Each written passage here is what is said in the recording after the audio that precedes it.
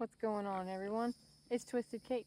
If y'all ever wondered what it's like to be a goat living in Florida, well, check it right here. Hot girl summer down in Florida. Yes, but what does that exactly mean? Let's let the goats tell us.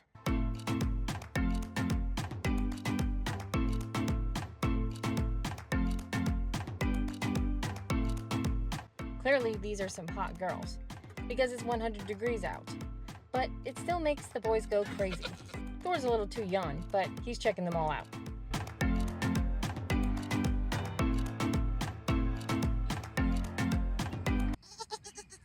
We got my girls sunbathing, plenty of greenery forage, and those classic afternoon thunderstorms to cool everyone off. Except goats don't really like water. Good thing we got shelter. And we got the heat and the humidity because it is July in Florida, and that means afternoon rainstorms that rain for just 5 minutes and then the sun comes right back out. Whew, it's real hot with that sun out.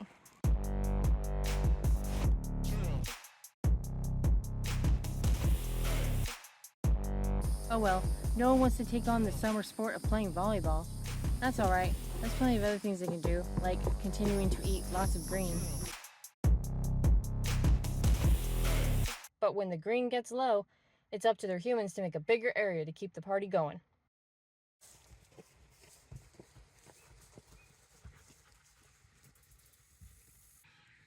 Apparently that's code in the machine. It's on every one of them in this batch. Yes, because of how the machine's doing.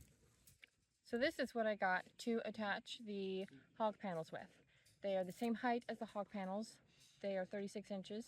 See what happened here? And I will show you how we're going to attach them. But what I do want to point out first is that on the end of these, there's a little burr that is sharp. And if you run your finger across it, it is going to cut you.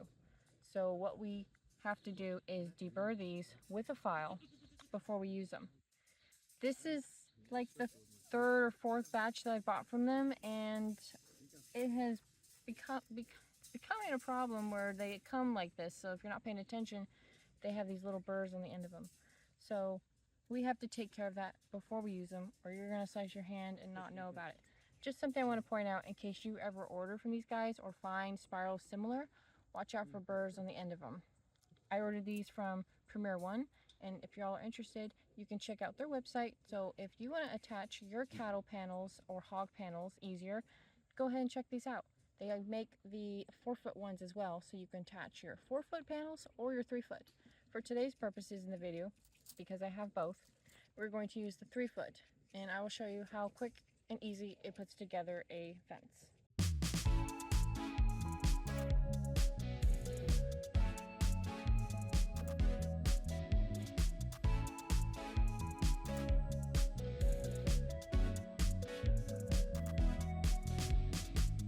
One thing I wanted to point out, for as far as using these gate hinges, you know, the spirals to attach, it works okay if you do like a circle with maybe 3 panels.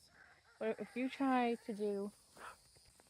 to do like a long line here, see how she pushes it over? Yeah, not stable. So what we have to do is take T-posts and straighten it up, and then they won't be able to push it over. Because if they can push it over and flatten it, then they can just walk on up like Sally likes to do and get out. But now they can jump on some grass, some wild things, and then they can also dip a little in the woods. It's a scrub. So, goats like variety. I think I got them some variety here. And it's not a real party without new friends. Sisters Kit and Kat have been around, but it was time to join the big pen. And here comes Acacia, the new girl. Will the queens Sally and Zoe accept her?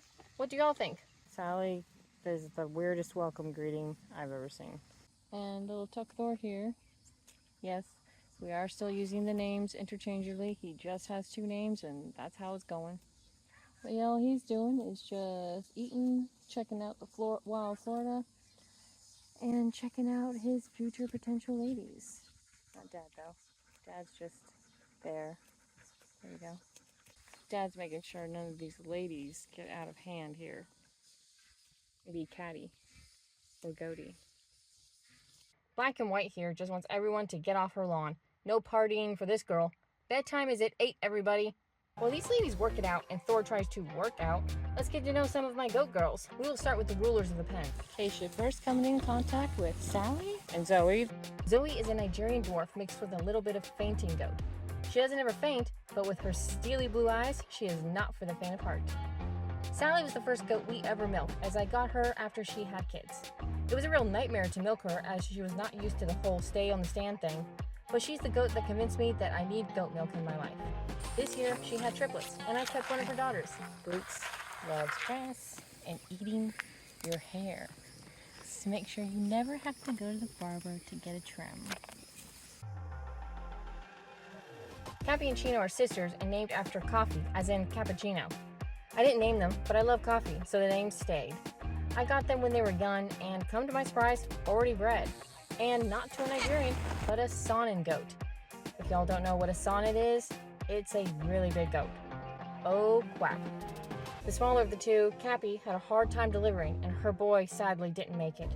Chino struggled, but successfully delivered a girl that I still have to this day. Cats don't say. Kit and Cat are another sister duo that I have, known for their real pretty coats and always getting out of the pen. Give me a break, girls. The last sister duo I have in here is Bo and Toe. They are naturally hornless, and I got them as barely weaned kids. I raised them up to be two beautiful girls that are super sweet. I got Leche when she was 2 weeks old. She is one of my first bottle babies. She has a little Kiko in her, but is mostly Nigerian and naturally hornless. And even though I raised her on a bottle, she doesn't really want me to get near her. I'm sure it's just a phase.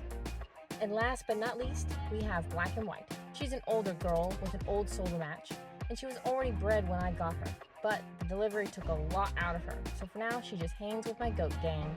And y'all, I'd like to introduce Freya. She's one of my smallest Nigerian dwarf goats that I've ever owned. I don't know exactly the plans for breeding her yet, or mixing her in with the big girl pen, just because of her size. The people I got her from bred her to a Nigerian dwarf, and she actually had one kid.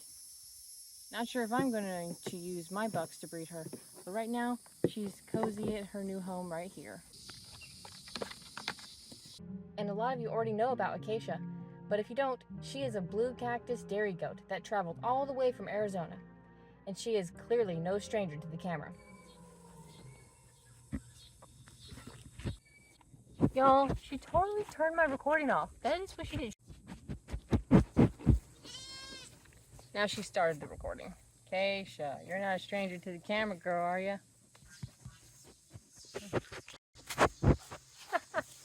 She's decided Cobalt needs to be the focus of the camera. Hey, Cobalt, how you doing? You protecting your goats? So that's just some of my goats. What do you all think of them? Hopefully they will all get along and be one big happy goat family. But as you all know, goats will be goats. Are they after you, sweetie? Are they being nice to you? You make them be nice to you, or I will. Tune back in to find out if Acacia is going to like these girls, or maybe some new ones that I introduce she'll get along more with. Goats have personalities, and they choose who they want to hang out with. Okay, I just have to hold the camera to end this because Acacia's going after this camera hard. She was a camera goat, y'all, so she probably knows her way around a lens. Anyway, try it again. This video is coming to an end. I've accomplished my purpose of using these panels to get a new area in for these girls so they can eat the grass and Acacia could potentially have some friends here. So, until next time, you can find out what more goat drama that Acacia's going to get into. Oh, there's a tick on her. See that? Ticks? Oh my gosh. The guineas are not doing their job. It's a Lone Star tick. Do be sure to like and subscribe and leave a positive comment below. And until the next time, Acacia, did you scoff at that? Until next time, y'all, stay twisted. Stay twisted, Acacia.